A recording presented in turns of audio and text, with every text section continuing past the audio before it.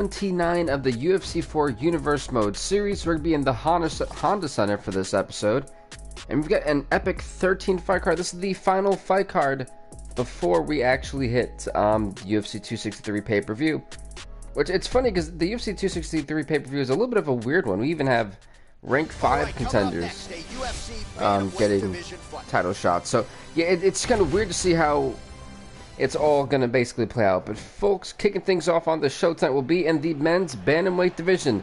Frankie Saenz, who's 0-4, will take on the 0-2 Pedro Munoz.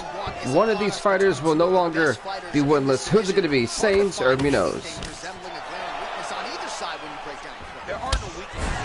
So the main event tonight being also in the men's bantamweight division as the up-and-coming bantamweight. Alex King raised rank 6 right now in the rankings. He's 14-4 with the record. He'll be taking on the former champ. Well, not in terms of the bantamweight. Was Jose Aldo a bantamweight champ? You know, I'm actually not sure if he actually was or not.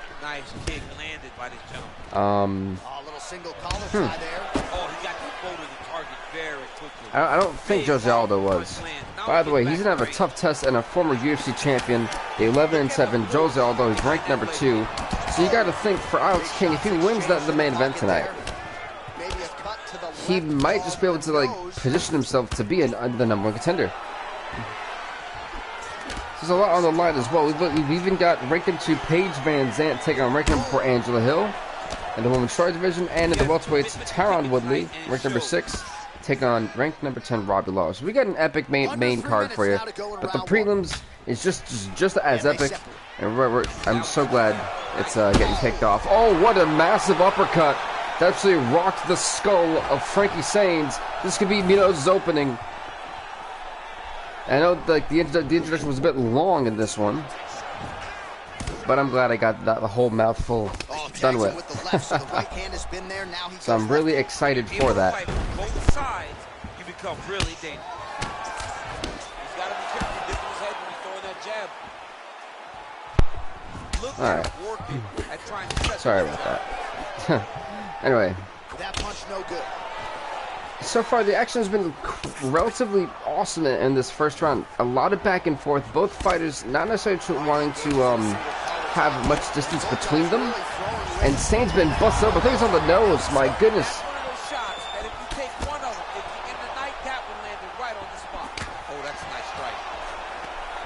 You see, Saenz can go for a takedown, but Munoz has done a great job stuffing the attempts every single time. Nice job by Frankie Saenz. I don't know how many times you can hit in the head and stay in this fight. Look at how he turns his hip into that leg kick.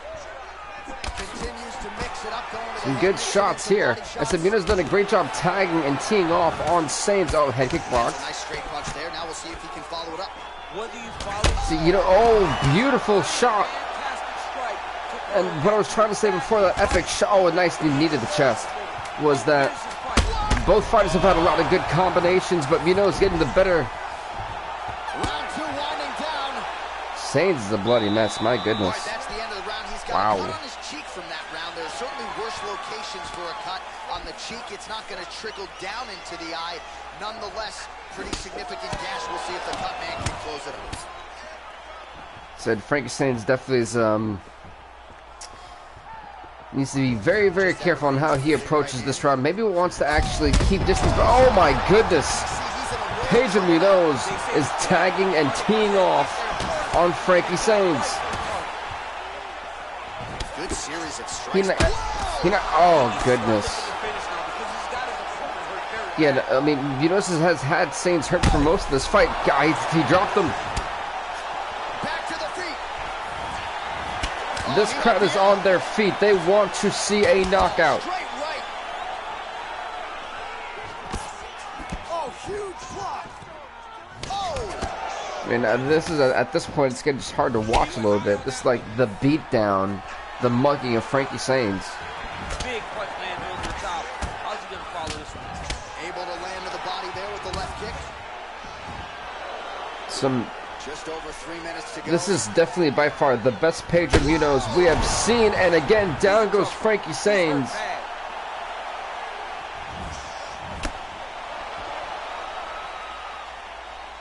said one of these men will no longer be winless, and it looks to be heavily in the favor of Pedro Munoz. Yeah, absolutely. I mean, his corners, that was like the best thing his corner could tell him. We're seeing amazing aggression here. His face is a mess. Signs gets caught with that punch. Well, we'll see if he can turn this defense into offense, but he's doing a great job blocking shots here tonight. As of right now, he has been doing a good job, yes. Defensively, and he's doing a great job of not taking any damage. Well, straight right hand has been a good weapon. You see, he's making Sames to swing wildly. Oh, how is he still up? Back to the feet. Like how? Good Lord, I give Frank Sames all the credit in the world. He's got a chin of steel. He has taken that. Oh, Nate, not. Never mind. Never mind. The jab. The jab. The most simplified move in mixed martial arts knocks out Frankie Sames. Pedro Munoz with a huge knockout victory tonight. He can finally shake off the winless demons. Oh, that wasn't even a jab. That was actually a stiff forearm. So a huge result and a seminal moment for him here tonight as he gets the big knockout win. That could hold up as one of the better KOs of the year. Hey, absolutely. Congrats to Pedro Munoz. 1-2. At 3 minutes, 51 seconds of round number 2.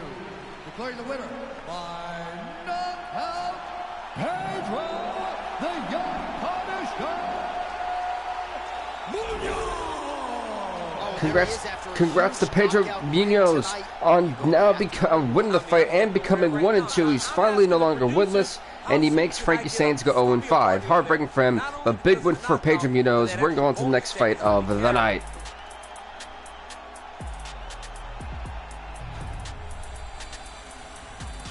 See, next up, it's going to be a heavyweight division collision. The 3-6 Stipe Miocic takes on the 1-4 Fabricio Werdum. What's up next? Here we go. Yeah, Stipe has been kind of on a winning streak. You know, I think it was like 1-5 when we seen him. Then he lost the fight after that, but won the next 3. So for Stipe, he wants to keep the gravy train going. He wants to go 4-6, and you know, it's all about putting in the work. All it's going to come down to. And what is up to everyone watching the show? Welcome.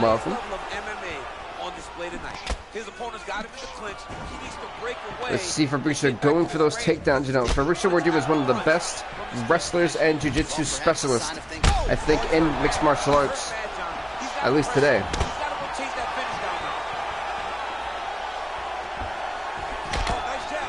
But when it comes to striking, the advantage goes to Stipe Miocic full-heartedly. So if I'm Fabricio Werdum, I want this fight on the ground. I want to try to transition as much as I can. Keep Miocic guessing and apply multiple variations of submissions. If I'm Stipe, it's avoid the ground at all cost.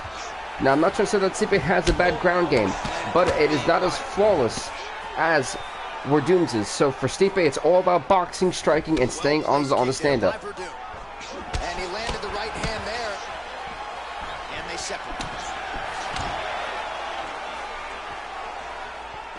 Already closes the distance, gets the single collar tie. Big punch land. Tried to go for that kick to the body, didn't work. Here tonight, and there's another one. Beautiful read on the leg strike as good he shot. It and then returns fire with a punch of his own. So they have got the timing down here at this point of the fight. Driving the back of the head. See, this is the most dangerous thing in this type of clinch.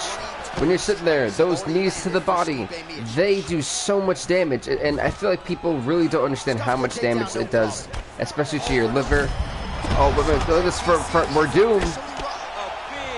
He rocks Stipe. Stipe could still be in trouble.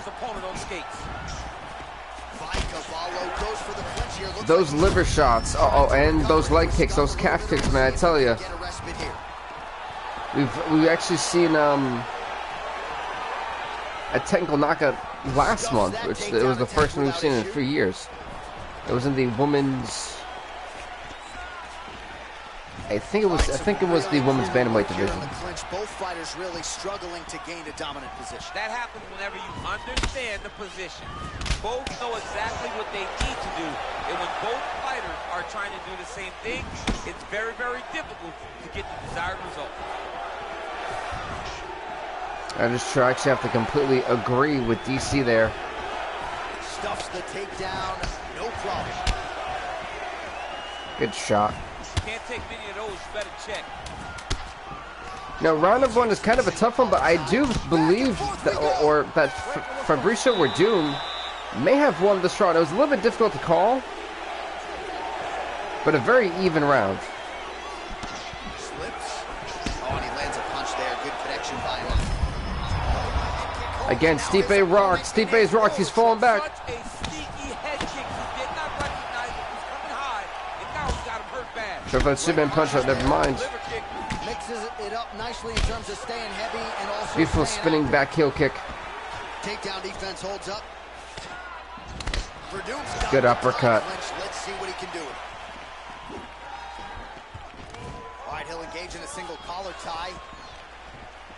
It's funny, if you actually look at the strikes later, Miocic has landed more strikes than Werdum has, 41 to 36.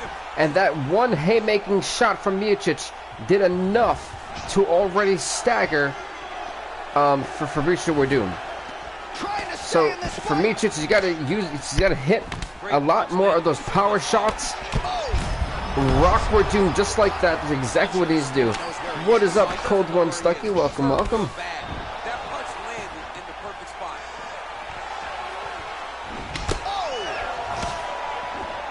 Well, he has really picked up the pace here in round two. Much more aggressive. How are you, Cold Stucky? Good shot. To throw at the exact right moment. He deserves this moment. Go finish this fight. Yeah, I see that. Welcome, welcome. Just a means by which to recover. He is stunned. Great to have you, man. Block that kick to the body. You can really limit the mobility of Ooh, your opponent look with at that. those leg kicks. Oh, that's a good strike there by Werdum. Beautiful. See both fighters kind of. Oh, beautiful head kick. Oh, stuffs the takedown without issue. You know, a lot of mixed martial arts, I think a lot of people don't realize, is the awareness. Well, thank you, Coach. Like, I appreciate that, man. I do. And like I was saying about the awareness, you've got to figure out, you know, what your opponent is doing. If he does something repetitive, how can you out-psych your opponent to then make him throw that same exact move that you just now figure out how to block, to then set up a combination of such for yourself. So it's about awareness, it's about intelligence as much as just fighting. It's about seeing what's in front of you, dissecting them throughout the fight, and trying to create an opening for yourself to take advantage. And that is what we're seeing with Werdum and Miocic. They're both doing that, but Werdum's doing just a little bit better. There's been a lot of fakes that have caught Miocic's attention to have him throw a kind of a sloppy strike, and then Werdum has had a head kick, a calf kick, a simple jab just to counteract, say, hey, I've got you. This has been a really, really awesome fight. As we get the third and final round here, I'm not sure who you really called to win this. I think it's super even. In my book, I got it 19-19. I thought round number one was Werdum. I thought round number two was Miocic. So here we go. The judges may have a tough one on their hands. I mean, he cut down the sides with these beautiful leg kicks. Well, you've got to pick one at Cold. It's like you can't say, oh my God, oh my God. Just the way he drew it up as he gets the knockout victory. I turned around to look at the chat, and I come back, and he's done. What an uppercut! Because that uppercut, by the way, that third shot, that uppercut knocked him out one more time. Oh, he went for the takedown. Werdum went for the takedown and got met by a complete uppercut that just knocked him out into oblivion. Good Lord. Well, at Cold Stuck, you basically said any way to win. Yeah, that wasn't much of a prediction. That was basically just stating the 1 of 3 possible outcomes. At 44 seconds of round number 3, declaring the winner by knockout, Stipe Miocic. Well, congrats to Stipe Miocic. I was not expecting that to happen.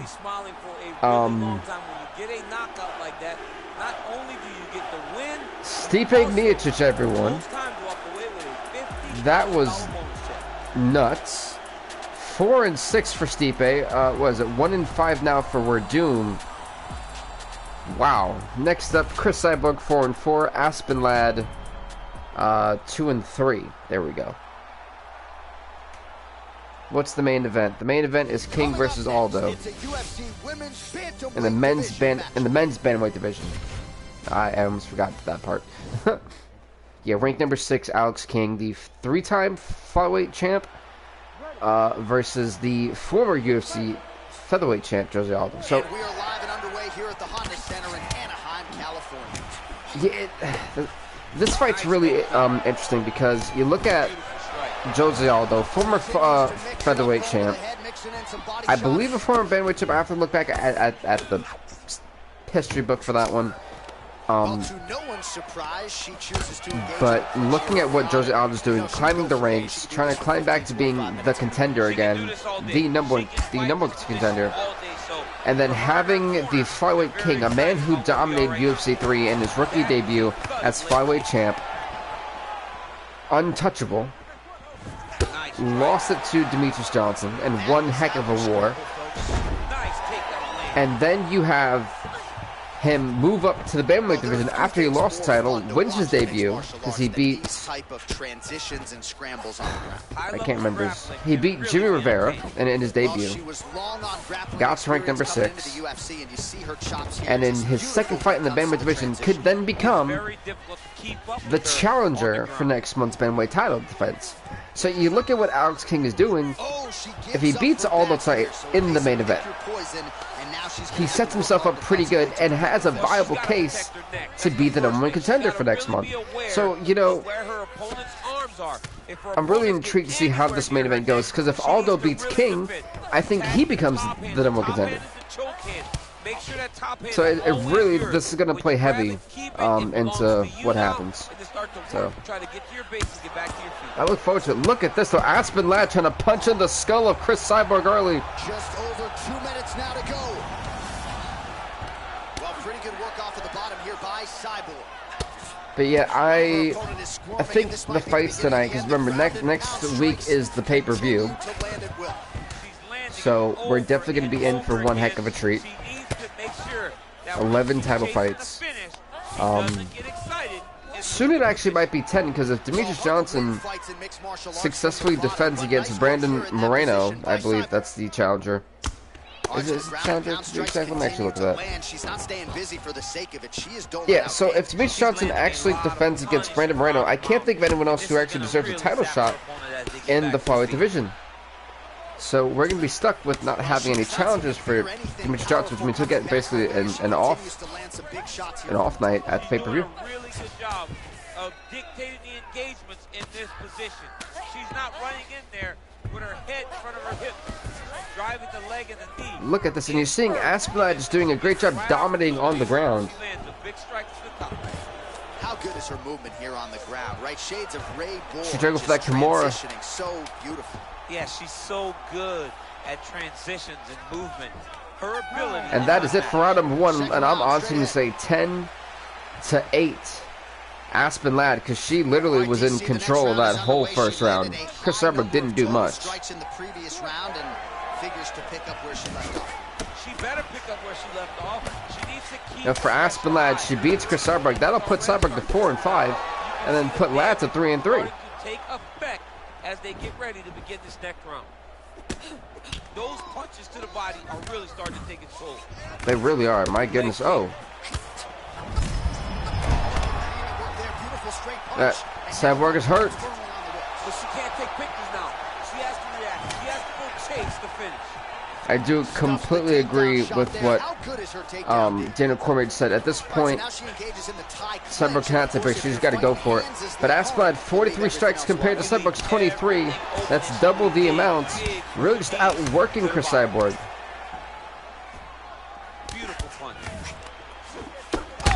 Oh, that uppercut rocked her. Ooh, look at the aggression. Oh, big left. Big head kick lands. Get right here.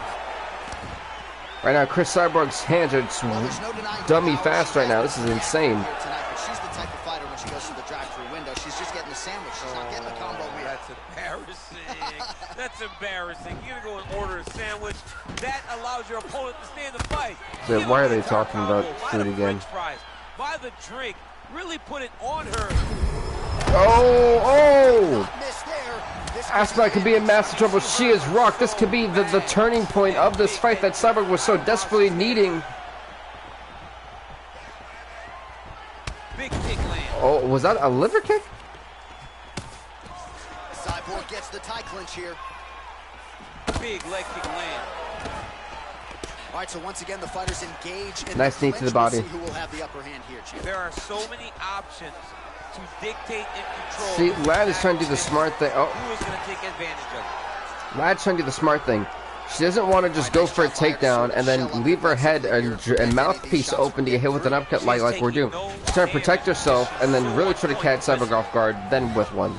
She works the body as well as anybody in this division. Another strike. Because she knows clinching may be a little bit too difficult right now, especially since Cyborg already got suplexed by her, or slammed down, or reversed down basically. So Cyborg already has that noted. Lad knows it's going to be a little bit harder for her to take her down now. Absolutely, both of these fighters love fighting chest to chest. The uglier the fight, the better. Right hand punch from the clinch. Shots rocking. Oh, Cyborg.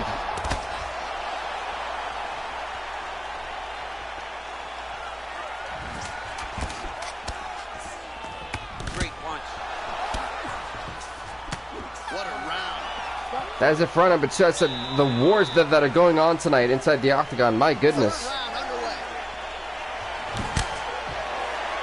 Yeah, there's no love. There's been a lot of love lost here. There is no touch of the gloves. It's a complete war zone. She got with a stiff elbow. That Cyborg is rocked again.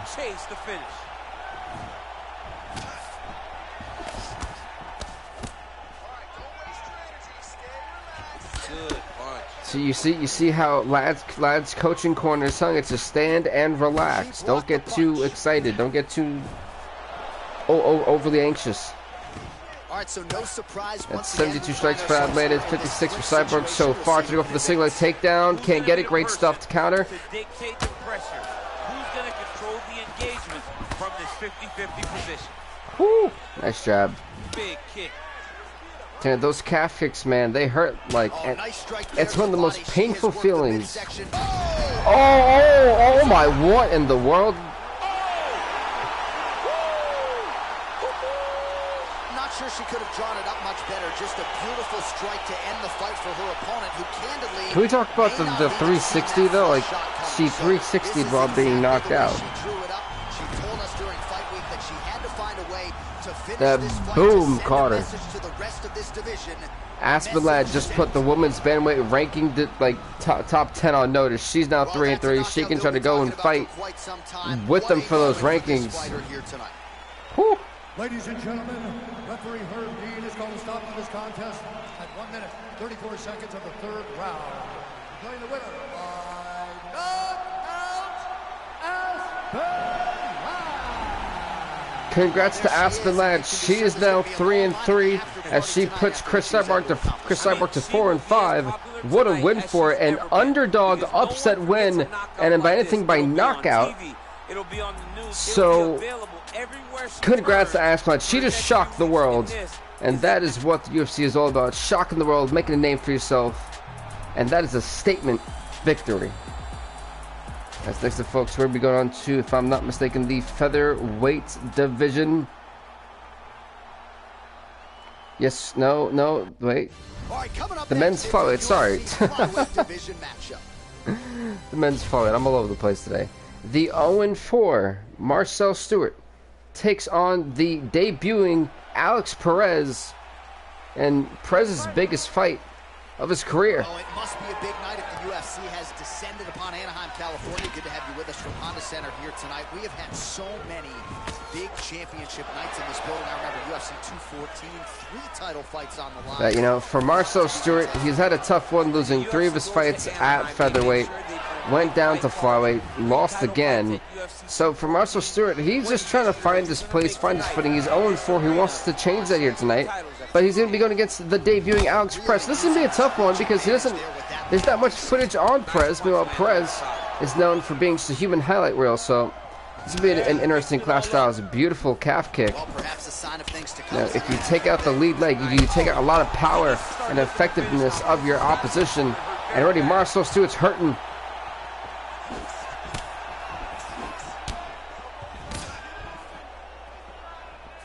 You see how persistent Perez is with those leg kicks. Eventually, one of those kicks are just going to drop him. So many different things right now. Oh, straight right. A good combination from Stewart is what he needs. A good 3-piece. Blocks that kick to the body. Stuffs the takedown there. How good is his takedown defense? Oh, and he connects there. Pretty nice punch there. Great job finding the range to land those punches.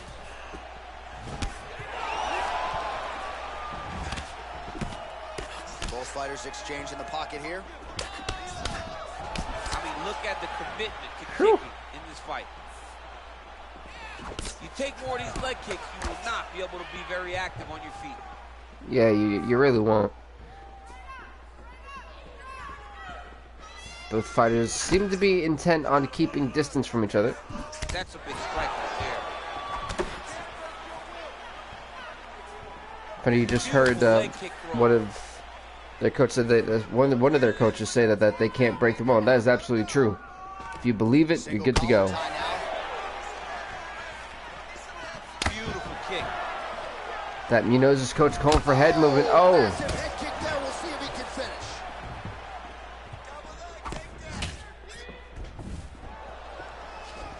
That one landed clean.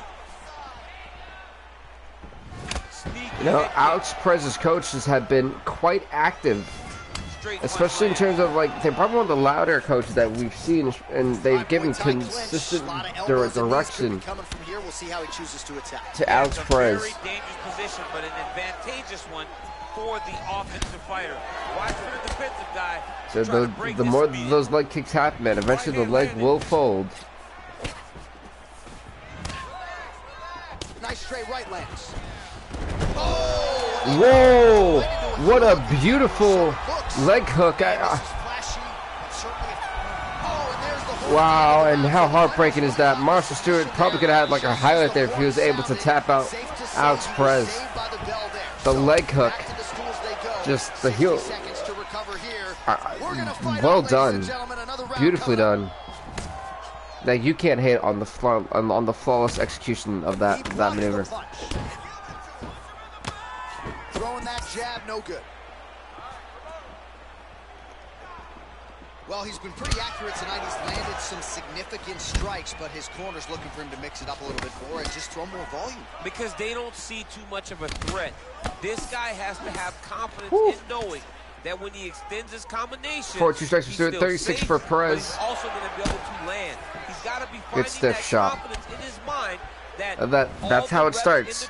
Once those kicks start to have you after one, kind of constantly moving back or changing your leg stance from southpaw to unorthodox.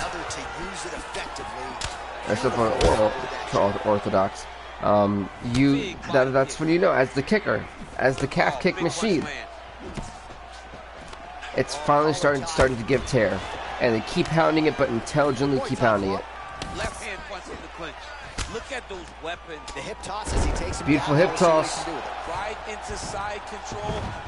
Well, you see all the grappling repetitions here. Just beautiful movement, seamless transitions on the ground. Over and over. These guys are this top doing mount things that you see in every jiu-jitsu gym around. As Perez is now hammering down on the face, or was at least, of Marcel Stewart. Rounded pound strike is good. Man, fun is this to watch as he continues to dole out damage with the ground and pound.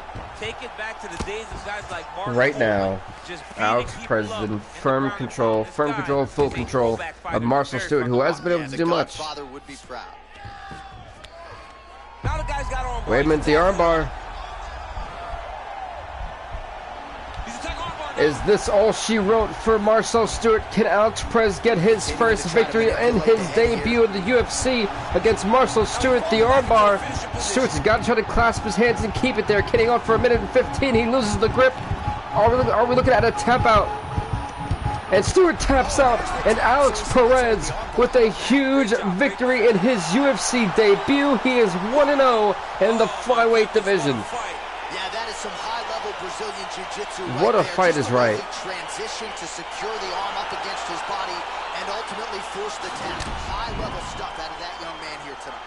All right, let's take a look back at the replay as he gets it done. Alex Perez, everyone. Tonight, champ. He was able to get the fight to the ground exactly where he Perez is 1-0. Stewart, well, he's 0-5. He did that, and he should be very proud of the work he did. I'm pretty sure I just skipped all the transitions. There we go. Inside the octagon once more. Bruce Buff. Ladies and gentlemen, referee Herb Dean is going to stop to this contest at 3 minutes, 52 seconds of round number 2. Declaring the winner by tap out, Alex Perez! Congrats to Alex Perez on win the fight. An epic debut victory in the UFC octagon.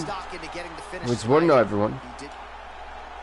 Alex Perez will be the talk of town in the men's flyweight division with a huge 1-0 victory.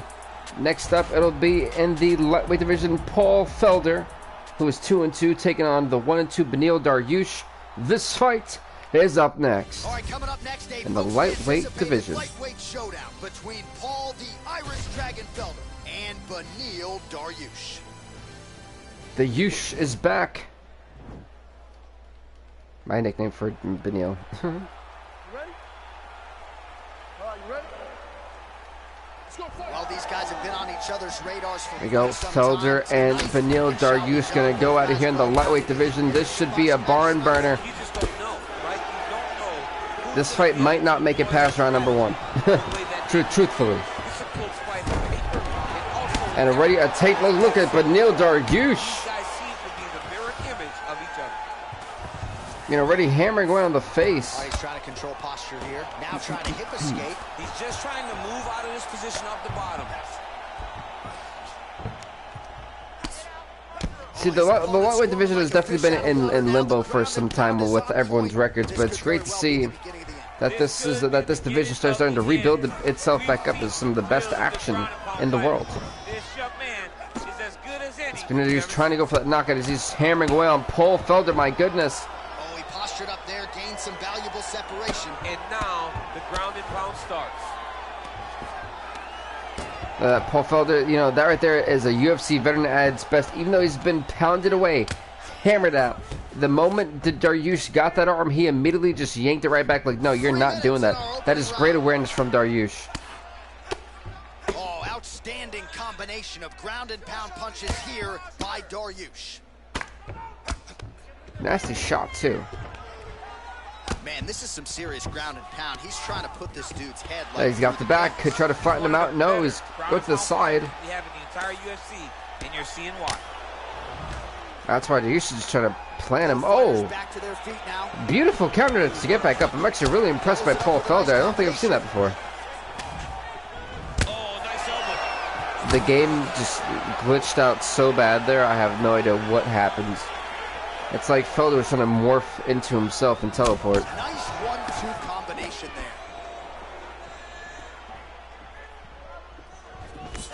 Felder's shot is blocked. Hey, tried for the takedown, got hit with an uppercut. That's what knocked out Fabricio Werdum and Paul Felder. Basically, that was a warding shot that absolutely connected. And maybe Beneil Dariush will save that to avoid himself from that nasty shot. At least for the remainder of the fight, to avoid it. This is with that punch.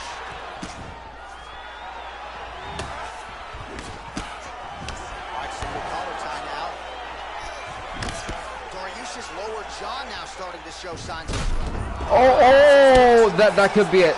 That could be it. He absolutely craned him dead in the skull. Still standing, still in their fight. Trying to pass here. Ooh, but gets He should try to go to side control. Oh. Great job, great recognition of seeing what your opponent was trying to do. Final seconds of This round is one. what Benito needs to keep doing. Pounding that face. That one head kick already dropped.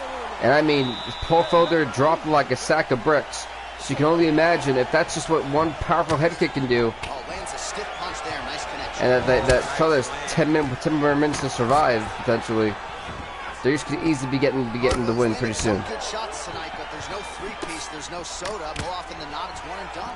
He's not even getting a combination. I mean, if you're going to sit there at the Nasty body kick. Okay, both guys follow up with the body kick of their own. Give him the right hand behind the jab. Give him the hook behind the right hand. Jab, right hand, hook. Oh, the spinning back fist again. Dropped him. That is the second time Felder's been dropped like that. Blowing up the uppercut. Paul Felder. Can we try to bounce back? The momentum, the tide of this fight could be shifting in the favor of the Irish Dragon, Paul Felder. Darius trying to go for the takedown and get stuffed. Again, goodness Lord, I'm not sure how much more the jaw of Paul Felder can take. I mean, 3 of the most dominant moves in Benito Darius' arsenal have all landed on Paul Felder's jaw, and I really feel like he cannot take another big shot like that. Here in this second round, he was a little bit tentative in round one, a little bit of a feeling out process. Now he has clearly found his rhythm, found the range. We'll see if he can continue with more activity. Darius going for takedown again. Felder stuffs it. How about that shin?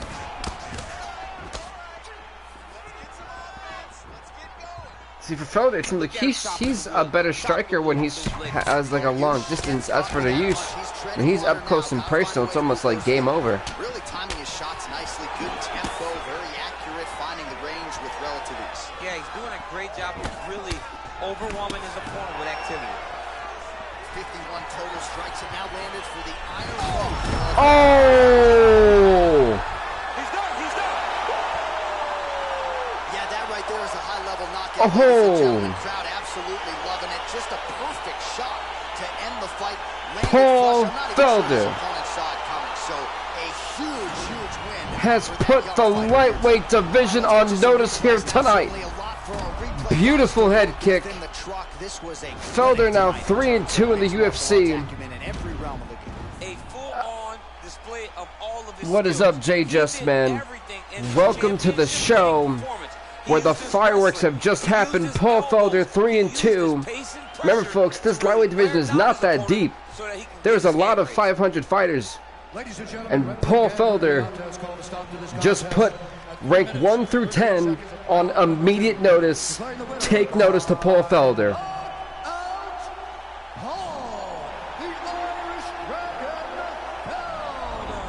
In a fight that he was getting his complete behind whooped. What a kick. What a beautiful head kick. Paul Felder 3-2. Benil Dariush 1-3. That's how you do it.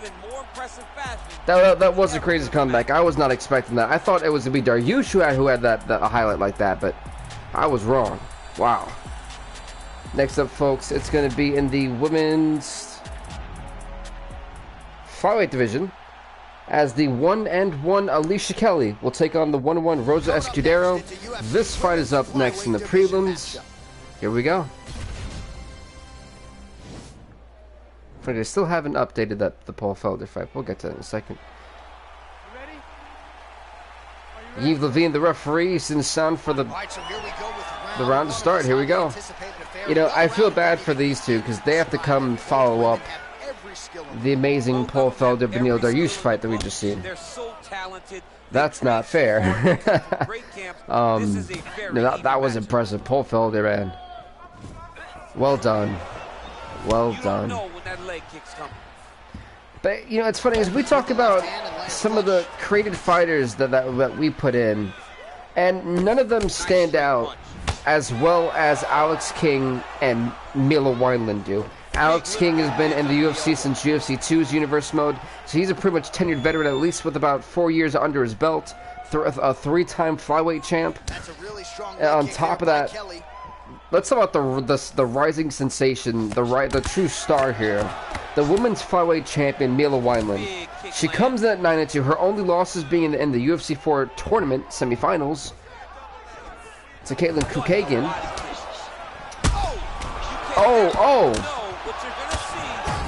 Oh, wait, this fight could be over. Rosa Escudero could be putting the exclamation point on this fight. But no, as I was saying, and then her other loss was to Jessica Andrade in the UFC 3 Universe mode when we restarted in a tournament. So those are her only 2 losses. She was on a roll. She had potentially fight of the year candidate against Joanne Calderwood. That fight was a full 5-round UD fight. And then they had the second fight. She beat Joanne Calderwood by unanimous decision to become the flyweight champion. She beat her again the following week when we did have the immediate rematches. And now at the pay-per-view, she headlines. For the first time ever, the women's flyweight division will main event headline a pay-per-view that has names like Conor McGregor on there. And in the main event, we're going to be seeing the Mila Weinland taking on Joanne Calderwood for the 3rd time. You want to talk about a rising star? There's even more pressure. I mean, Mila Weinland knocked out Valentina Shevchenko in less than 2 minutes last month. In less than 2 minutes. That shocked the world. And now she's headlining. She wants to talk about rising stars. Anything and everything can happen. And these two right here, a lot of people are high on these two. Rosa Escudero in the white, by the way, Alicia Kelly in the blue. But so there's unlimited potential for these fighters that come in. And what beautiful triangle.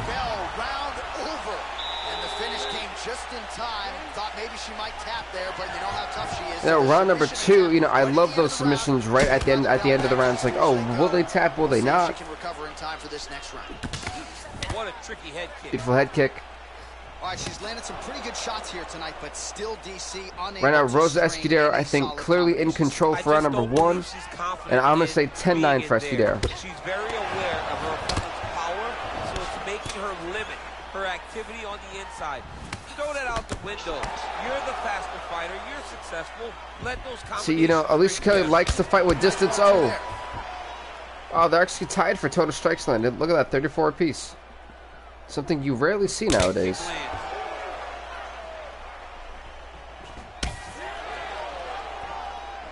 It's funny, Rosa Escudero, more of a jiu-jitsu specialist. Likes to go on the ground. Likes to apply submissions from out of nowhere. As we've seen with the arm triangle she was trying to apply at the end of round number 1. And meanwhile, Rosa Escudero is the complete opposite, more of a smasher, loves to just stand up and just fight you. So, definitely one of her strong suits is boxing, and she is also a relatively good kickboxer. So look at someone who has an all-around stand-up dangerous game compared to someone who likes to play on the ground. So you're seeing 2 completely different polar styles, and it'll be interesting to see whose style will truly be better here tonight. She's in a strong striking rhythm now. Nice leg kick land.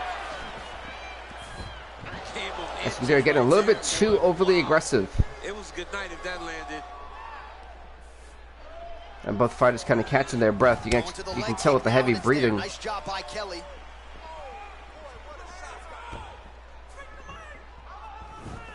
The fan that says break leg always makes me laugh. It's like it's the wrong sport to be saying that in, because that could actually happen. There's no give on that leg kick. That was a very violent leg kick there from Alicia Kelly. Oh, she blocks the punch. Oh, very nice job by her to turn those hips and really dig that. That was well done. It was a well done kick. Her opponent cannot take many more of these strikes. No, she can't. Those liver shots are some of the most painful. And if you get hit there hard enough, your whole body will shut down. both women now continuing to try to get a more dominant position here in the clinch. I can hear Dominic Cruz just screaming underhooks. My ears are bleeding a little bit. Yeah, underhook, underhook, underhook. It's the key in that position. Okay. They traded their calf kick for a jumping knee. Oh, she walked right, well, she turned right into that one. Beautiful roundhouse. How about those 5 minutes? And what an end to Renato. But I'm telling you, this fight's been very climactic and also anticlimactic at the same time. And it always happens, like the best stuff happens right at the end of the rounds. We're in round number 3 with this fight. Let's see if it's, will we see a stoppage? Will we see a decision? Who's it going to be, folks? Kelly or Escudero? Who do you got?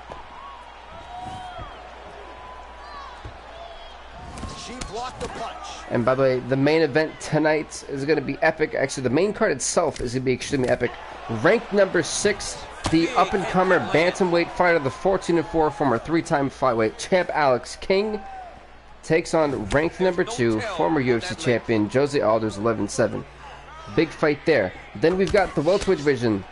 Tyron Woodley, ranked number 6, 9-8, takes on ranked number 10 Robbie Lawler, who's returning back to the UFC after a long time off. He's 4-4. And then we also have the women's strawweight division. Ranked number 2, Paige Van Zandt, who's 3-2, will take on the former strawweight champ, ranked number 4, Angela Hill, who's 6-3. So, a lot of huge stuff going on. Escudero, if it goes in, you know, at Jay, I'm thinking that too. I just feel like she's done better offensively and has had a great job of just counter fighting, counter offense. Alicia Kelly just looks like she just is kind of out of her element right now.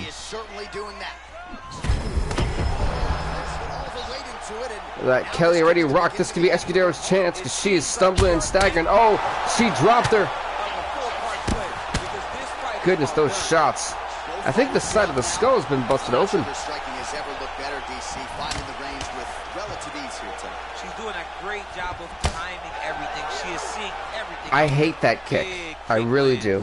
Because if my opponent wants to, if I don't like get up quick enough, I'm getting kicked in the face with this once again. Oh! Good night! Rosa Escudero with a huge knockout victory in the late round number 3. And this crowd has just rocketed up in terms of volume. And ultimately it goes in the books as a big knockout win for her here tonight. Goodness gracious.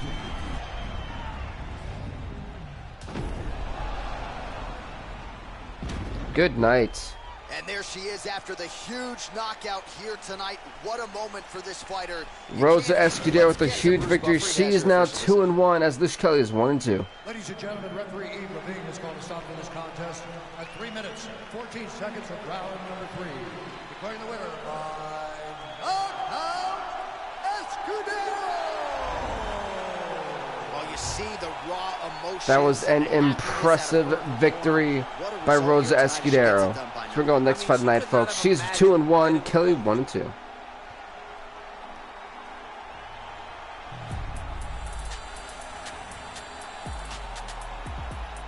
This should be a good one right here. The welterweights are going to be on display. The 2-3 Johny Hendricks will take on rank number 7 Darren Till, who's 5-5. This fight is up next. And Darren the Gorilla Till. Will Darren Till be no longer ranked? Or will Darren Till demolish Johny Hendricks?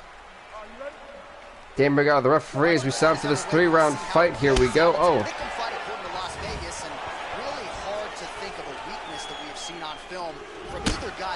Beautiful spinning back fist.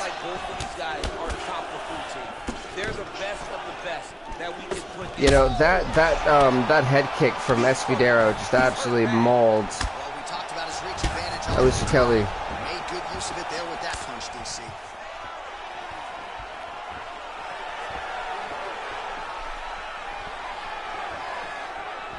We're seeing both these fighters kind of keep their distance from each other.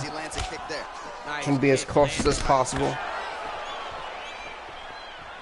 So I think I'm drinking Gatorade Grape today. There we go.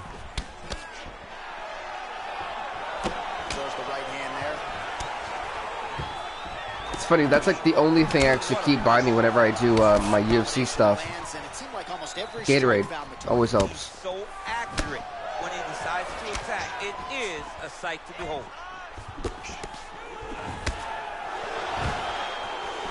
Stuffs the takedown, no problem. Lands flush with that right hand. There's the constant combinational offense here from both fighters.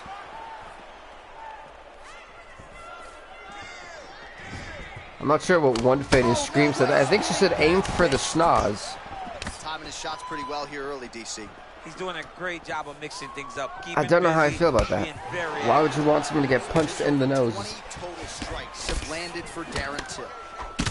And he lands a punch there. Pretty good connection. Oh, good takedown. Gets the takedown. It wasn't for any lack of effort, but finally that shot was good enough to get his opponent down. I don't know how many times, John, I could have watched this guy shoot takedown attempts without securing one.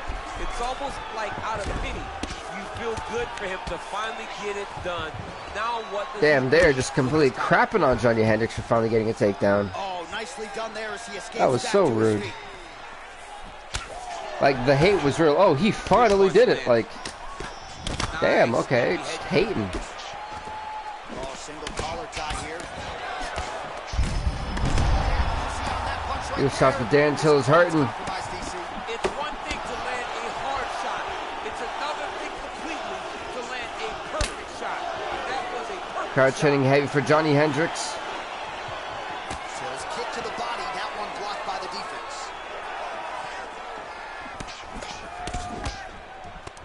Well, that Beautiful takedown. There, DC caught the kick and immediately countered with a perfectly timed takedown. I mean, John, when you can have I'm not sure if it was perfectly timed. It was more of an aggressive takedown. Like, no, we're going to throw you here now. You don't have to go and find the takedown.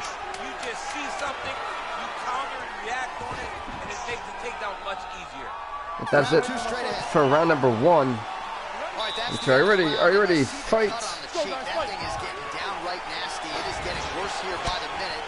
And you got to wonder to what extent does that impact him moving forward here in this fight? You at least have to ask the question.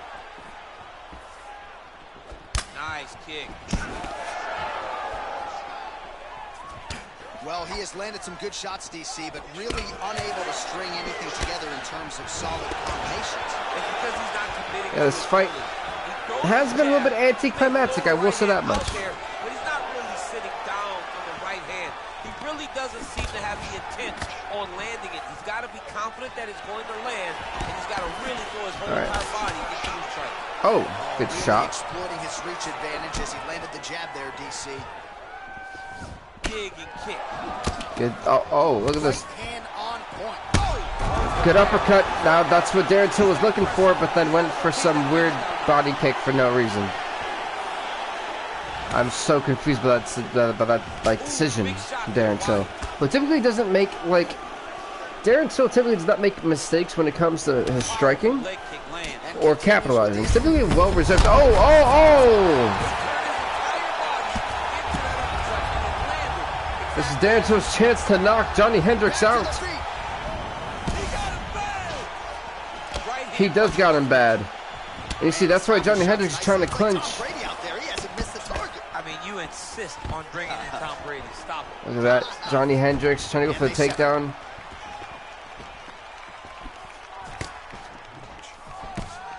So a much different approach from He's been faking that spinning back for some kind of surprise. Getting in his striking rhythm. He has found it here, and as a result, has really picked up the pace in round 2. Oh, he's got it going now. Nice connection there, DC. Another punch landed. Slip that offering Some from good his opponent. shots. In the past, we've seen him sort of lean on the toughness. Tonight, he's leaning Look on at this. No, wait, no. I thought he was going for the takedown, but it's not. Of the fighter in front of us. He doesn't have to be tough anymore.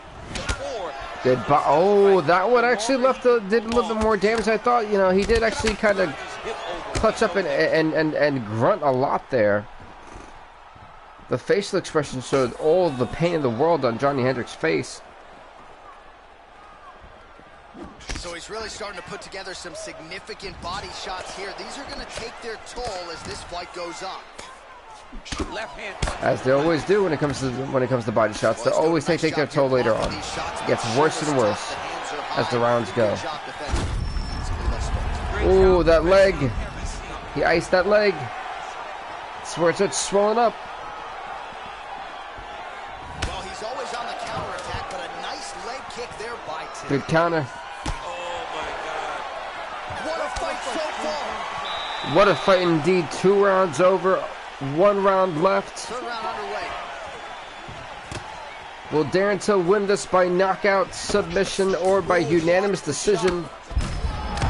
It won't be Johny Hendricks who gets upper hand. Again, Hendricks is hurt. Serve him up. Go get him. Oh, straight right. Well, just as he did. Again, with the head snap back, and Hendricks fell down. Back to the feet. This is not looking good for Johny Hendricks, who isn't allowed to wait. Oh, the liver kick dropped him. He deserves this moment. Go finish this fight. Oh, effective strike there by Hendricks. Nice leg kick. That third and final round, 3 minutes, 50 seconds left.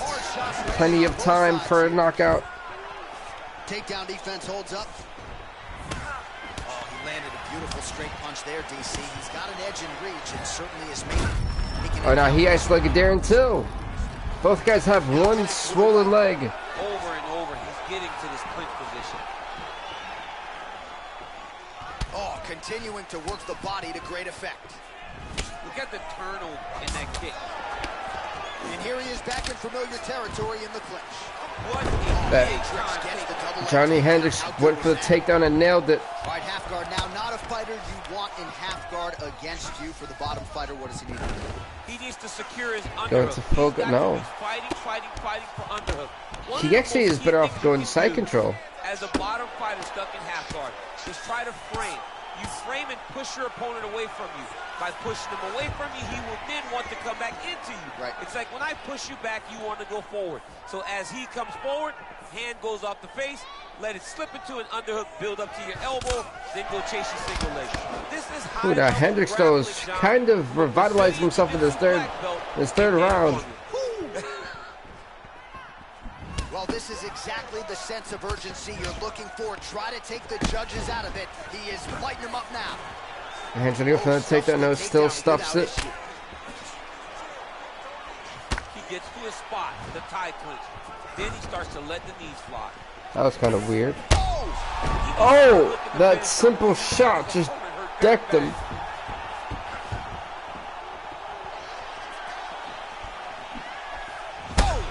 The upcut. Oh. Again, that crimson chin. Oh, never mind. It's over. Stop the fight. Come on now. Jeez. Dan. You knew if he landed that weapon Get in there early, repeatedly, it dude. would be a short night for his opponent, but that was just one perfectly placed strike that his opponent. Anyway, clearly Darren didn't Till even see wins coming. a massive Landed fight. flush. He is now The rest, 6 as and they say, 5 is history. in the UFC. Here tonight. Well, he's going to enjoy watching this one back. Let's take a look at the replay of the knockout just a moment ago. it was right hand after right hand. That was a after right hand. hook, Finally, actually. he found the one that hit the exact sweet spot that ended his opponent's night. Boom. And then down with Johny Hendricks. I mean, he had a little bit actually of a nicer, The official you know, decision drop is in. Here is Bruce because his hand probably broke a lot of that fall. Ladies and gentlemen, referee Darren calls a stop to this contest at 4 minutes, 15 seconds of the third round. Declaring the winner by Knockout. Well, there will be Congrats no to shutdown Darren smile Till tonight. on winning the celebration is on fight. as He gets a huge win by knockout tonight. I gotta think there are a few better. Darren Till is now 6 and 5. Johnny Hendricks. Well, Yeah, you not a saw great the record, lights but off, it's man. 2 and There's 4. nothing like it. Now I understand a lot of times we hope for the knockout, but he was What never a fight hopeful. that was. He Anyway, sure that next he could up. get it done, and he did exactly that. Congrats. It'll be in the featherweight division. Dustin Poirier taking on Alex Caceres, that's how I say it, if I'm not mistaken. It is a featherweight matchup between Dustin the Diamond Poirier and Bruce Leroy Alex Caceres. Alex Caceres, there you go. All right, Herb Dean, the referee for this fight. Well, these guys have been It's on funny each other's because you look at radars Alex for quite Caceres, some he's time. 2 and 2. Tonight, it You shall look be at Dustin done. Poirier, he's 3 and 4. That was Dustin Poirier. He's in trouble. He's getting lit up. Down in the Poirier looking to end this fight in the first round. And he connects with a punch there. We'll see if there's more. Good head kick. Boxing, boxing, boxing. He's in trouble. He's hurt bad. I don't think this is going as Oh, straight right. that's perfect. All right, so he lands As a jab one there. thought. Pretty nicely done, DC. You can really control a fight just knowing how to fight behind your jab. They got it. Nice job by Dustin Poirier there. Sticks the target and then moves his head off the center line. Well, I mean, you look at Head off the center line and watch beautiful him Superman with punch. that beautiful straight left that he throws over and over. Left hand punch from the clinch. Oh, spinning back fist. This looks to be all Dustin Poirier. What a punch. 3 minutes to go here, round one.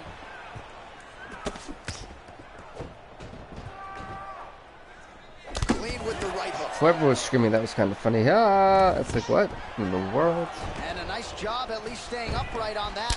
I mean, yeah, I mean, I give him credit. They're actually doing pretty decent, but Beautiful jab there, man. It's like you know what's coming, can't stop it. I mean, yikes. you have to anticipate that jab coming or he will batter and bruise you with that single strike. Oh, he hurt it bad with the jab. So just over 20 total strikes. Yeah, when you heard the pop off that jab, and it was not pretty. Poirier does a better job when he's the guy going forward. A little single collar tie there. Left hand punches the clinch.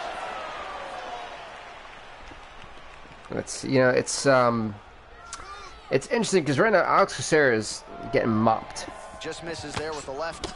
It's really been getting mopped by Dustin Poirier. That first opening 3 minutes really hurt him. And I think for him to try to come back, he's got to score a knockdown. Oh. Wait, no, that actually could be it. Of this entire fight, he landed a massive hook to put his opponent on wobbly legs. Working off of his back here. Looks like he may try to hip escape. All right, side control. Nice now. hip We'll escape. Let's see what he does. Well, anytime you are in a ground fighting situation with this fighter, you're potentially playing with fire. Well, he's staying pretty effective here, fighting off of his back. Nice strike. Yeah, he's staying pretty effective. Dustin Poirier's basically been in control for the majority of the fight. 20 seconds left. Okay, that coach sounds like he's like, you know, one of those coaches who says they know things. He's like, oh yeah, good job, keep doing whatever that is. To keep the referee off you. This guy is throwing punches to be effective, to throw damaging strikes. He's doing a fantastic job. You know, if you're Alex Caceres, you know, the poor guy got mopped. I'd say 10-8, and that's being polite. That's a good right hand. Another shot lands upstairs.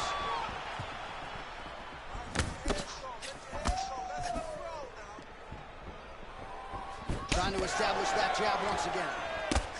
Good jab. Former interim lightweight champ Dustin Poirier in a good striking flow here tonight, DC. And a good striking flow. He's had a great striking flow. His opponent doesn't even know what to do. Dustin's so big and physically strong for 155. I can't believe he's the fighter. Welcome back at Cold Stucky. He looks like he could never have made that weight. He's found his home at lightweight. You see the damage he can inflict with one strike. Oh, nice slip there. It sounds simple, right? You hit and don't get hit, but this guy's defense has been sharp tonight. And this Alex Caceres, though, on the bounce back, He's got to press him. He's got to go trying to let Dustin Poirier know, you're not going to walk all over me. You got him. Back to the left hand So now. this is by far a phenomenal Well, a really good second round like for form after a somewhat for Poirier. lackluster first round. He has found the And rhythm, Caceres found his is looking striking to range. Scary proposition for the opponent. not now. go down without a fight. Oh, Dude's hurt. Serve him up. Go get him. because we all know Poirier Yeah, looks a little being, wobbly on his feet. good lord, this poor guy Caceres. That was a jab. This guy's got messed up, and like something fierce in terms of being messed up, man. It's not even pretty. Nice knee to the body. Oh, that's it. No, he's up. He's still. I thought when he had hit the roundhouse. Oh, good lord. Oh, Dustin, finish this fight, man. finish the fight. There's no reason. There's no way Caceres can take any more.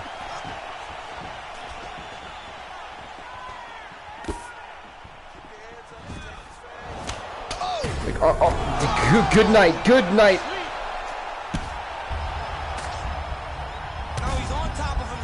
Dustin Poirier is being way too hesitant.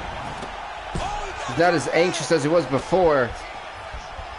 Oh, and he escapes up to his feet. Very nice. Oh! Wait, but Lewis, now Caceres just knocked down Poirier. Referee, I think it's Herb Dean's refereeing the fight. I can't really see him anymore. I think, where is Herb Dean actually? Are the refs not in the octagon anymore? Oh, where the hell was Herb? I could have told you that was going to happen. Dustin the Diamond Poirier with a huge uppercut victory. I'm not even sure the opponent really saw it coming. So I mean, Alex Caceres tried to hang in there with Dustin Poirier, but truthfully, he got mauled. exactly what he was looking for here. There literally were multiple times this fight could have been stopped, and Caceres just kept trying and trying and trying, and he just kept getting sent back down. That is one they'll be talking about for some time. Dustin Poirier now 4-4 in the UFC. He's back to being 500. Meanwhile, Alex Caceres is 2-3.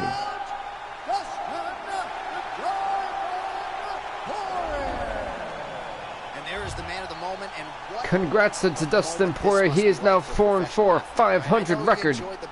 As we're going to go on to the next fight of the night. The prelims have been awesome. These prelims have been on fire. Next up, folks, going to be a middleweight division fight. As we are going to see the 3-3 Chael Sonnen take on the 1-1 Jack Hermansson. This fight is up next. Middleweight division collision. Yves Levine, the referee, as well for this fight. round one is upon us between two of the best fighters in this division. Hard to find anything resembling apparent weakness on either side when you break down. Chael Sonnen immediately out of the gates going all for it. See, Jack Hermansson's a guy who likes to be on the ground, likes to dominate. This could be a big mistake for Chael Sonnen. He's got to figure out a way how to get off the ground and avoid the disaster with Hermansson, or maybe not. Such a high-level grappler. You don't see that very often. Goodness gracious! Oh, wait a minute. Sonnen was smart. He's a legend. He's a legend in the octagon. He was not going to fall for that one.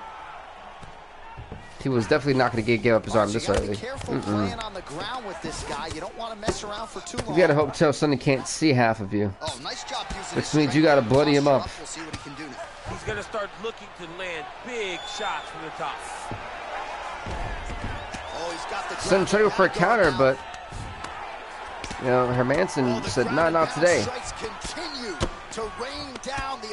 Look at the shots from Hermansson.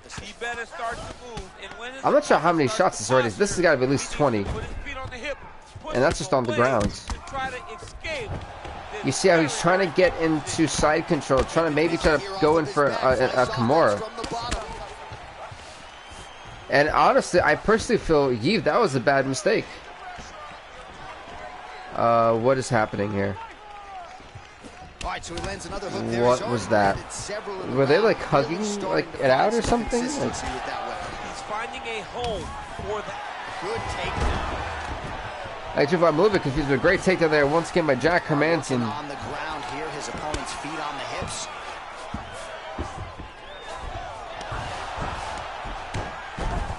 He's sort of hanging out here unguarded, DC. Not sure if he's trying to bait him in or what, but not great body language here. Look at this. Chael Sonnen now has got the back of Hermansson. Can do a lot here. His opponent here really manhandling him on the ground. Close guard.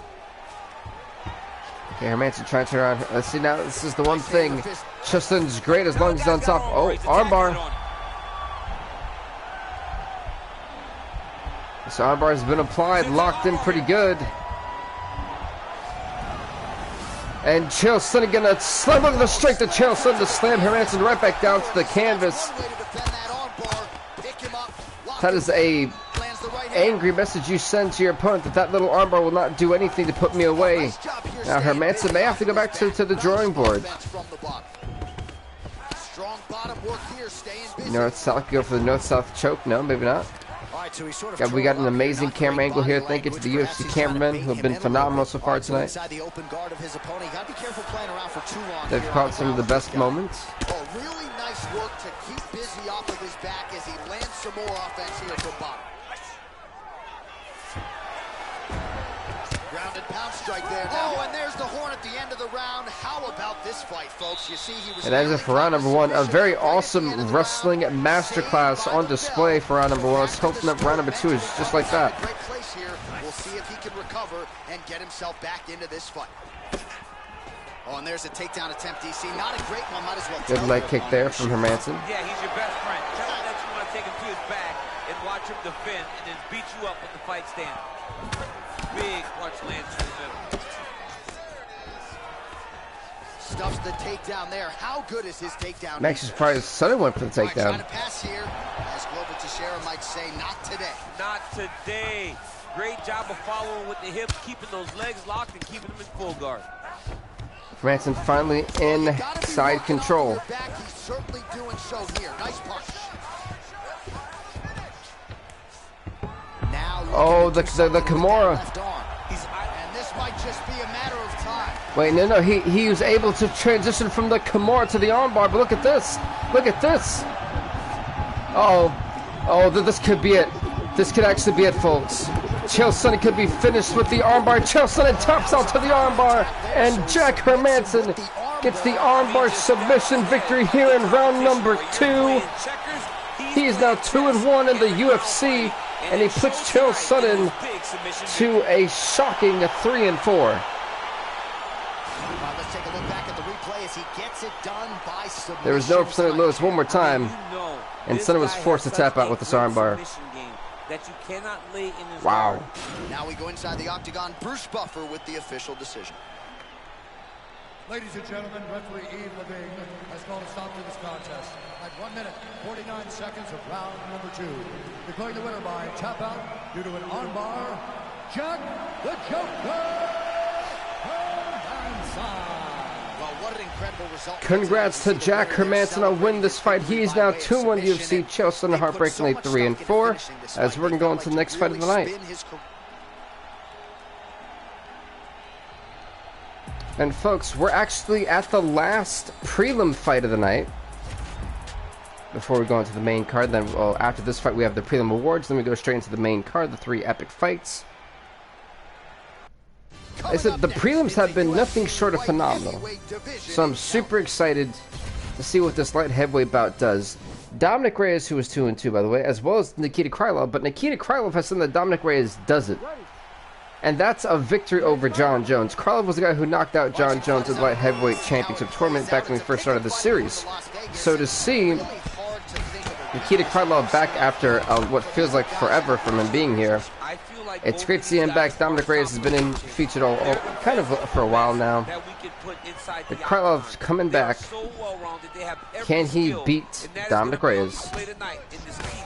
And maybe go for a ranking run. Nice punch lands over the top.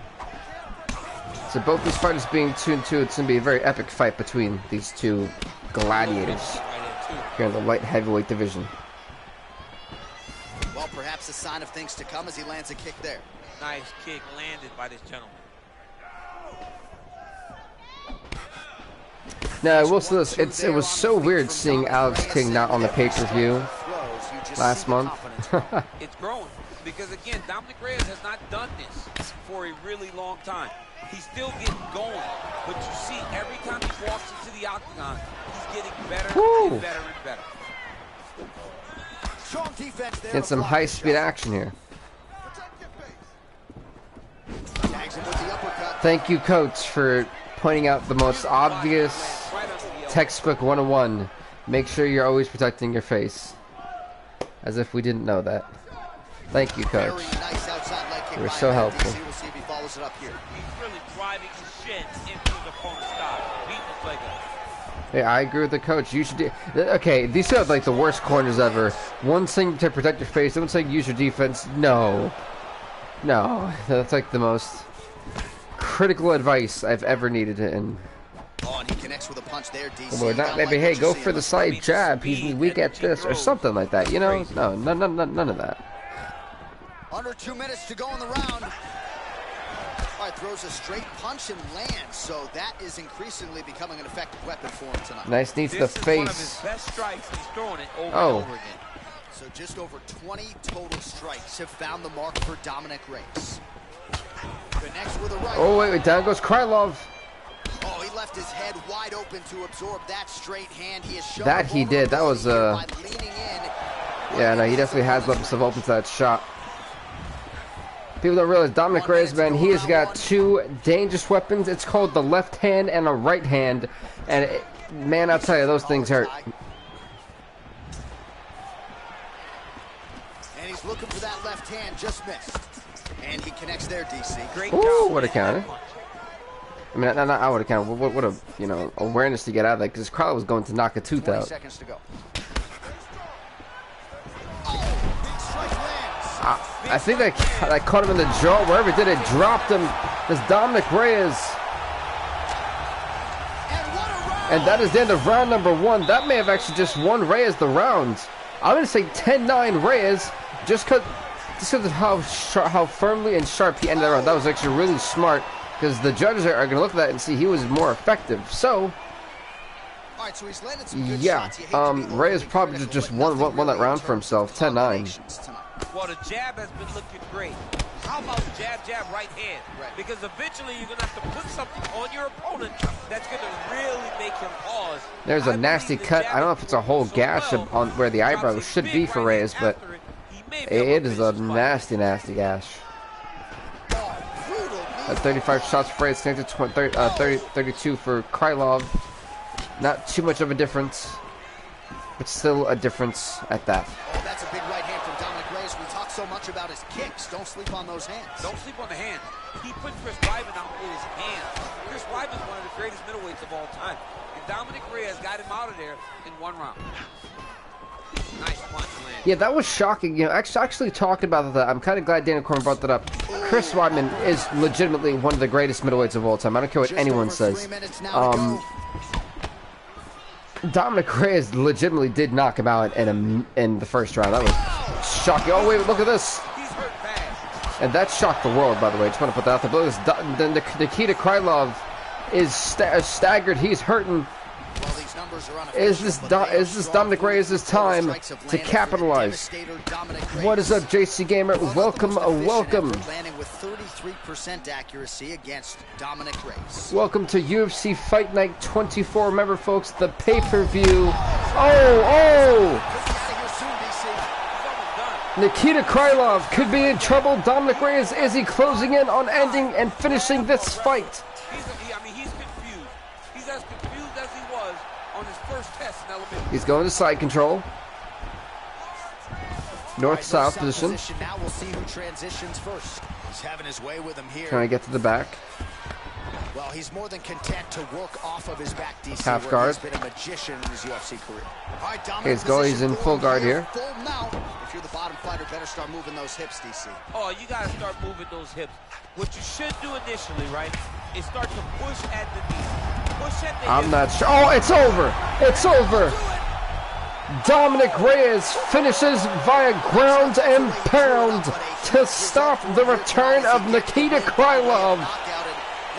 What a knockout for Dominic Reyes. I'm not even sure the opponent saw him coming, so a big win for him here tonight. Hey, Reyes just mauled him, and that, you know what that was? It was a sense of urgency. Why am I going to give him the chance? He is defending his face, but nothing else.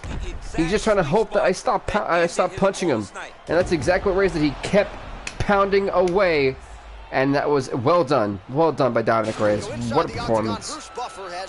Reyes' record is 3-2 now with this win, and Nikita Krylov is 2-3. At 4 minutes, 1 second of the second round. Declaring the winner by knockout, Dominic the Devastator Reyes. All right, so there he is, the man of the hour What a massive knockout for Well, him to get what a this win in for style. Dominic Reyes. He's 3-2. Remember, folks, we still have the 3 main card fights, but before we get there, we have to give out the prelim awards. So the prelim awards, we're going to give that out and then go straight into the main card, because these are some epic fights that we have, the 3 epic fights. Alright, performance of the night definitely goes for submission, goes to Perez. KO of the night definitely goes to Paul Felder. I don't care what anyone says. That was the best KO we've had of the night. And fight of the night goes to Aspen Lad and Chris Cyborg. Those are my awards because I don't agree with this game's deliverance of that. Anyway, the main card is about to begin. As you can see right there, it's a very special one. As we kick things off in the welterweight division, rank number 6, Tyron Woodley, who was 9-8, will take on the returning rank number 10, Robbie Lawler, who is 4-4. This fight is kicking off the main card. It should be an awesome one. May take a little while, you know, the crew has to clean up the octagon of all the blood, make it look great for the main card again. But as I said, folks, next week we will have our UFC 263 pay-per-view 11 championship fights.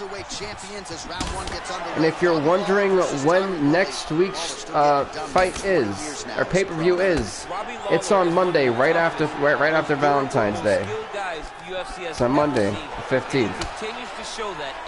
I know it's kind of shocking. Typically we do it on a weekend, but I thought I'd do something different. This Robbie Lawler, ruthless Robbie Lawler, has already Tyron Woodley hurt. Is Robbie Lawler going to make his grand return at the expense of the Tyron, the chosen one, Woodley? By the way, if you're wondering what the pay-per-view fights are, at UFC 263, the heavyweight champion Francis Ngannou will defend against Kenneth Thomas. The light heavyweight champion Dan Henderson will defend against former light heavyweight champ Tito Ortiz. And Henderson versus Ortiz 2. And from the middleweight champion George St. Pierre will defend against Luke Rockhold, who's also ranked number 2, by the way. The welterweight champ Conor McGregor will defend against ranked number 5 Amari Akhmedov. The lightweight champ Leonardo Santos, the undefeated man himself, will defend against former lightweight champ, or former 2-time lightweight champ Kevin Lee, ranked number 4, by the way. The featherweight champ, 2-time Renato Moicano, will defend against ranked number 2. Ranked number 2 is Zabit Magomed Sharapov. And look at this. Well, never mind. Robbie didn't punch him down. They continue with the pay-per-view card. We've got the men's bantamweight championship. Aljamain's Funkmaster Sterling will defend the belt against ranked number 4 Thomas Almeida. The men's fight division, Demetrius Johnson, the champ, will defend against ranked number 1 Brandon Moreno. And the women's bantamweight championship fight, Ronda Rousey will defend against ranked number 2, the undefeated 2-0 Talita Alcantara. And then in the women's short division, Zhang Weili will defend her belt against ranked number 5, Claudia Gadelha. Meanwhile, in the women's flyweight championship main event fight on the card, Mila Weinland will defend against ranked number 1, Joanne Calderwood, in their 3rd ever fight. That is the epic pay-per-view, which will absolutely deliver, I hope. So I am really excited for that fight card. What is up, WGP? Sorry about that. Well, this has already gone longer than the fight did in real life. Yes, I'm happy. I'm very happy about that. No, Robbie Lawler took a decent time off. His last fight came off of a loss. So for Robbie Lawler, it's all about just kind of, he's rejuvenated. And, you know, speaking of that, Tyron Woodley is on a 3-fight losing streak as well. He lost to Conor and lost 2 others. in a fight, if he would have beat Conor, he would have been able to challenge for the, you know, for the welterweight title this upcoming pay-per-view. Or heck, maybe even in January. So, you know, for Tyron, that opportunity he had was wasted, spoiled. And so for Tyron, it's about bouncing back from multiple losses. Oh, great balance there to avoid the trip. Nice punch there by Wood. Not there. Oh, poor Tyron. Tyron is losing everywhere right now. Poor guy. Watch the shot. But, you know, for Robbie Lawler, his last loss, it was a very close finish. It wasn't something I completely agreed with the judge. It was a unanimous decision loss. Was it to... I believe it was to Amari Akhmedov, actually, who he lost. Oh, my God, he rocked him in the chin, and this could be it.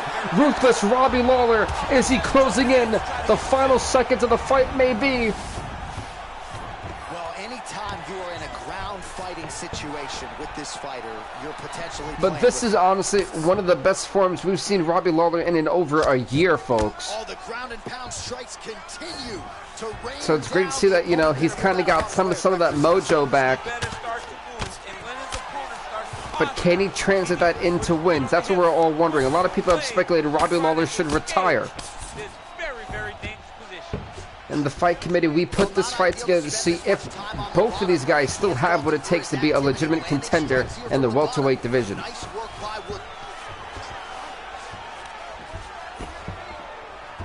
he's back up. All right, so he's landed some good shots. You hate to be overly critical, but nothing really in terms of combinations. Ooh, missed that. What? Just that jumping roundhouse kick. And it absolutely dropped Tyron. Tyron's been dropped a couple times in this round. You tell both these men are scrambling, especially Tyron. He was panicking on his back. Maybe trying to get to a choke position here, DC. All right, good movement by him here. There are 20 seconds left in round number 2. Let's see what Tyron's got planned here. On the ground, you never know where he's going to be. See his coach calling for the back, but look at that. Robbie Lawler had that one scouted. We're going to round number 3 of what's been an epic welterweight division fight. So here we go, 5 minutes remain in the fight. Rank number 10, Robbie Lawler. Rank number 6, Tyron Woodley. Slips to avoid the right. Who's got what it takes? So he's really starting to put together some to pull it all together and win this fight. Take their toll as this fight goes on.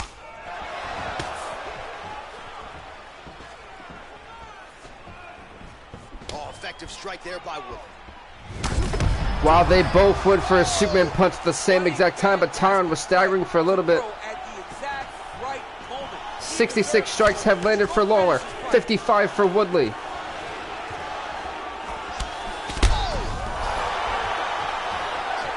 Well, Dan Severn was the only fighter that we have that retired, and then he just recently came out of retirement to fight Kenneth Thomas in December, and he lost to Kenneth Thomas in December, but he's still technically an active fighter.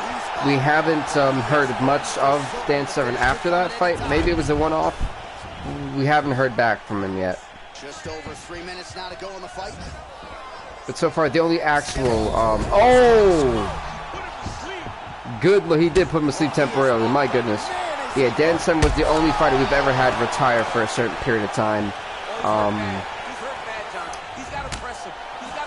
But yeah, so I think Dan Severn may be going back. Oh my God! Stop the fight! Stop the fight! Holy Lord Almighty!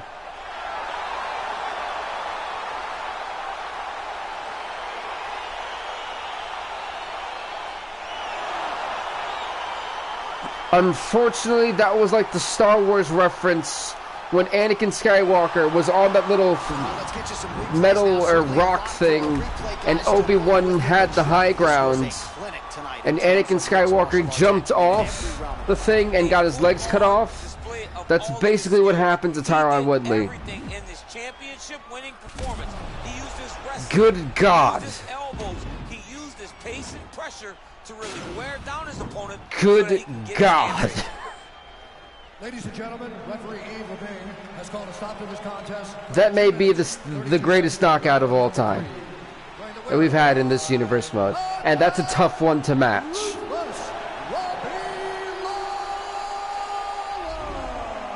And you're right, at JC. Tyron Woodley's on a 4-fight losing streak. Ladies and gentlemen, Robbie Lawler, ruthless Robbie Lawler is back in the game. 5-4, a huge upset victory against Tyron Woodley. What a win for the veteran. Wow. You know, that wasn't just a win, that was a statement victory made by Robbie Lawler. Next up, folks, it's me in the women's strawweight division. Rank number 2, Paige Van Zant, who is actually 3-2. Will take on the former strawweight champ, who's ranked number 4, Angela Hill, 6-3. And let's see, he might have to retire soon. Well, you know, the fight committee likes to retire people. I don't like to retire people.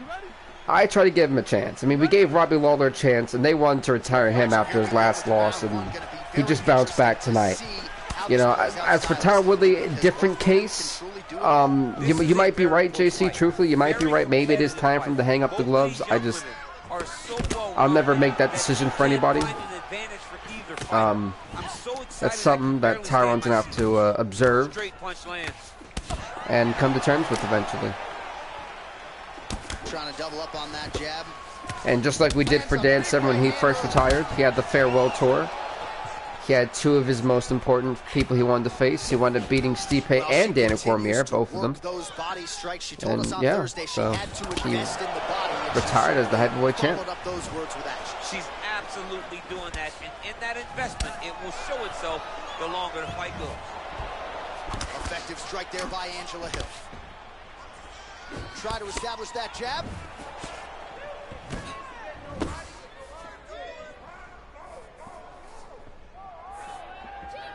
Oh, that is a 4-fight win streak, or a 4-fight losing streak is nothing going to be on. No, that is true. That is absolutely true, and I definitely agree with you on that one. You know, at times it sucks to suck, and sometimes you're on the losing end, and then you got to really reevaluate and reassess what went wrong, and you know, unfortunately for Tyron Woodley,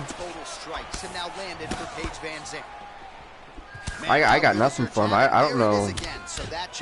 I can't put my finger on it, you know? Like, the guy just isn't lucky right now. And he's got here's the thing though, even with all those losses, right? Tyron Woodley is 9-9. And he's on a 4-fight losing streak. He's still 9-9 now. So it's not like, great technique, great confidence in that position.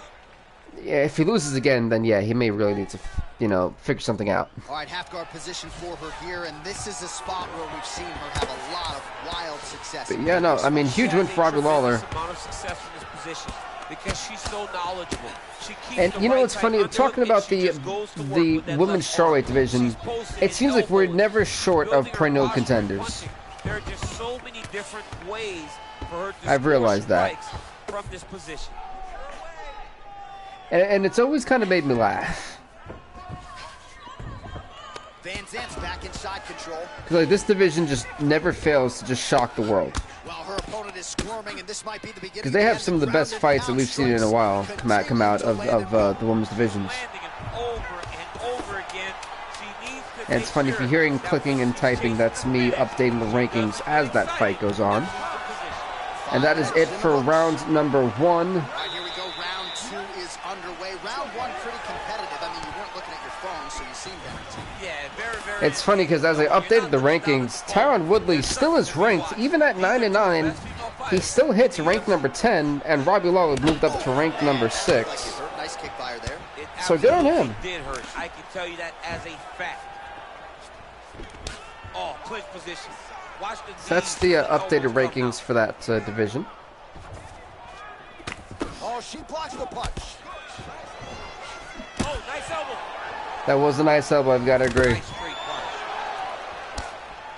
She's starting to put together some significant body work here. I said, you know, Paige Van Zandt kind of lucked out. She was not active for a while, and while a lot of challengers were losing to Zhang Weili, were losing to Angela Hill, she just casually moved up the ranking and up to rank them too. So everyone kind of was losing to them, or people were losing contendership fights while she was away. So she moved up to rank number 2. Meanwhile, Angela Hill has had to basically scratch and claw from being champion, losing her following fight after that. And then now is on a, I think, what, a 1 or 2 fight win streak, trying to push back. And if she beats Paige Van Zandt, I don't think it guarantees Hill a title shot.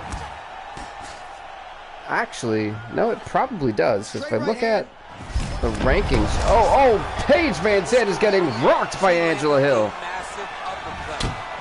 Good Lord. Now, as I'm trying to look at the women's short division, yeah, actually, if Angela Hill is to beat Paige Van Zandt, what the fight committee and I would probably do, yeah, what the fight committee and I would probably do is either pit Waterson versus Hill, or just give Hill the immediate rematch for the title. So I'm not sure, actually. Show signs of swelling. All right, so a nice job there defensively to raise the guard and prevent Let's see, any damage. WGP message retracted. Okay. Where they're supposed to be, and if you do that, most times you will block the shot that's incoming. Both fighters throwing heat now.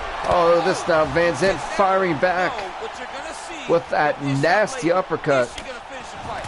Oh, big left. Nice liver shot. Oh, that was the knee to the face. Oh, she's down. She's down. Well, she did not miss a single grappling practice during this trip. It's over. It's over. Paige Van Zandt, 12-gauge Paige with a huge ground and pound knockout victory. Just a gorgeous shot to end the fight. What a win. 12-gauge Paige comes up clutch here tonight. The strike you don't see coming that spells your fate. And ultimately Yes, at goes to WGP, I am super excited for Miocic Ngannou too. I don't even care who wins. That fight's just going to be a barn burner, man. It's going to be something to everyone's got to watch it. That fight's going to be awesome.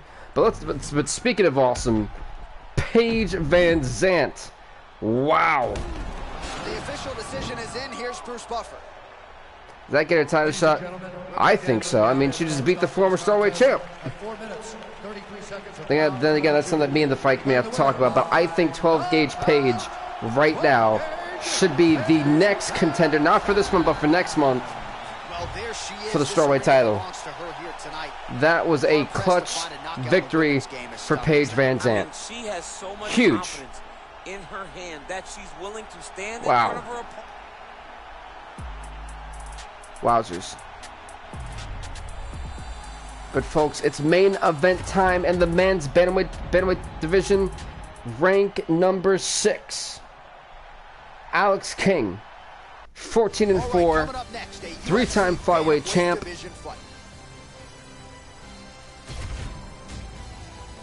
Who are all the current champs? Heavyweight is Ngannou, light heavyweights Dan Henderson, middleweights George St. Pierre, welterweights McGregor, lightweights Leonardo Santos, featherweight is Renato Moicano, men's bantamweight is Aljamain Sterling, men's flyweight Demetrius Johnson, women's bantamweight Rousey, women's strawweight Zhang Weili, and women's flyweight Mila Weinland.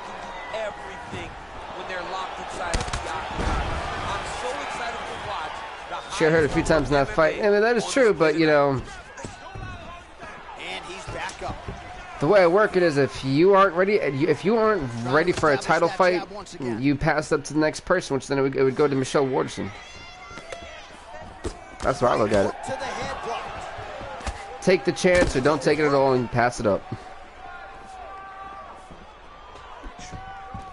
Like I was saying, you know, Alex King, the 3-time featherweight king, no pun intended. Perhaps a sign of things to come as he lands a kick. You know, since his arrival at UFC 2, you know, in his first year, he wasn't that spectacular. And they separate. He had like a 1-2. Engages in a single That was it. here. Moved down like two weight divisions. and found the flyweight division and flourished in UFC 3 series for the longest time, for about a year and change, and did even better in UFC 4 Universe mode. So when he lost the title to Demetrius Johnson, people thought, you know, he'd have the immediate rematch. He went straight to the bantamweight division, beat Jimmy Rivera in December, and now it's ranked number 6. He fights Jose Aldo, and in his second fight in this division, if he beats Aldo, I can't see how he doesn't make a clear case to be the #1 contender for the world title. 20 total strikes have landed for Jose Aldo. So for King, literally, he beats him. He should be the rightful #1 contender, in my opinion. Do you think Frankie Edgar should retire? Hell yes. I thought Frankie Edgar should have retired in 2018. You know, beautiful, holy hell. What a heel hook. Let's see if he can close the show from here. Will the heel hook be the game ender for Jose Aldo?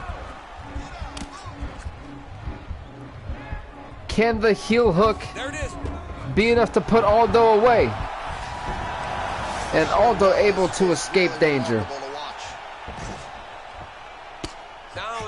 Truthfully, I kind of thought that was it.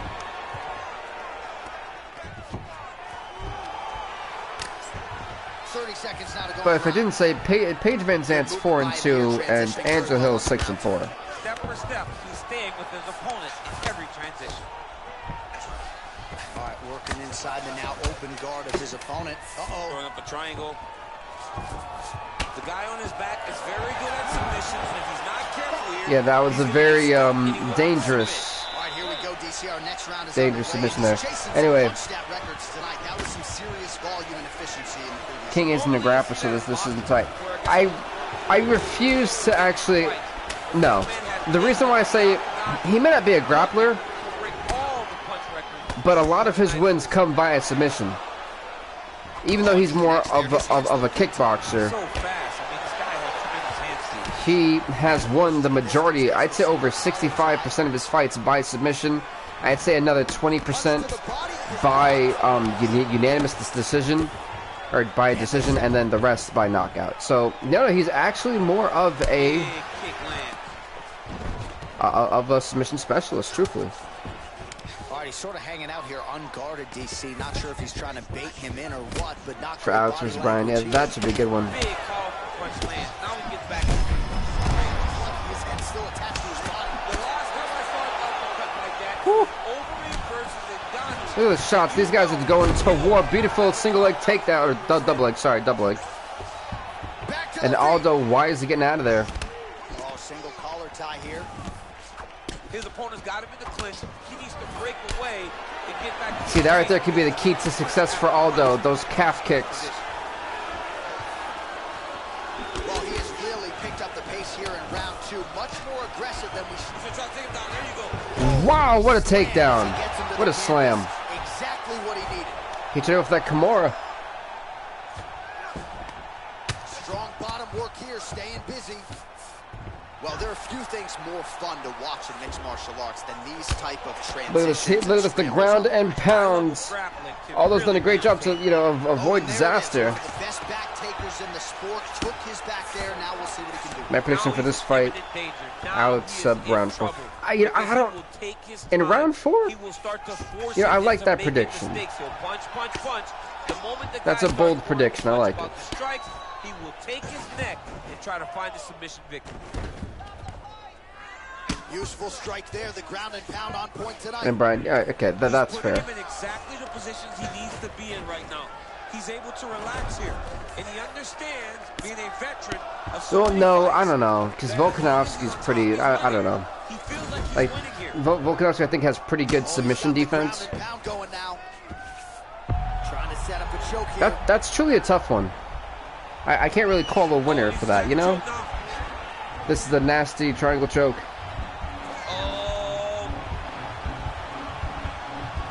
Uh-oh. Jose Aldo could legit... Oh, my... Oh, it looks so devastating. Goodness gracious. Oh. Aldo taps. Alex King. Alex King gets the submission in, I think, round number 2. I believe. Maybe 3. Either way, it doesn't matter. I think next month, whoever wins the Bantamweight Championship fight between Aljamain Sterling and Thomas Almeida should be looking forward to seeing Alex King for the Bantamweight title. Or panic. You are never safe when you're fighting this guy. You're in a lot of trouble. You're in a lot of trouble the entire time. The King is coming for his throne next month, man. That is going to be... Wow. So there he is, your winner by submission. That could hold up as one of the better subs of the year. Near perfect. One of the better ones. That's one of the most dominating performances in the whole division. At 4 minutes, 51 seconds of round number 2. Declaring the winner by tap out due to a go-go plata. Well, the celebration is on in his corner, and hard to blame. I mean, Alex King, man, as dominant as ever. I repeat, as dominant as ever. Take notice, folks. Take notice. He ain't playing. Period. Anyway, the last part of this is the awards. Let's see. How'd you get the USA shorts, man? It's in the that, you know how they have like the shop and stuff, and you can like unlock like clothing. If you go into like shorts, I think it's in Muay Thai. I think it's in there, Muay Thai. No, I think it's like basic shorts. It should be like the first thing. It should be on the first 2 rows, and it's like USA on it. And just click on it, and it'll show you the thing. Well, folks, performance night submission, definitely Alex King. Performance night knockout, definitely. Whoa. Performance of the night knockout should have went to Robbie Lawler, but I would give fight of the night to Van Zandt and Hill, actually. But folks, we will see you on Monday, the day after Valentine's Day, for an epic UFC 263 pay-per-view. Thank you guys so much for watching. If you've liked it, hit that sub button, hit that like button, subscribe to BVTV, and we'll see you next time, everybody. Stay off the hook.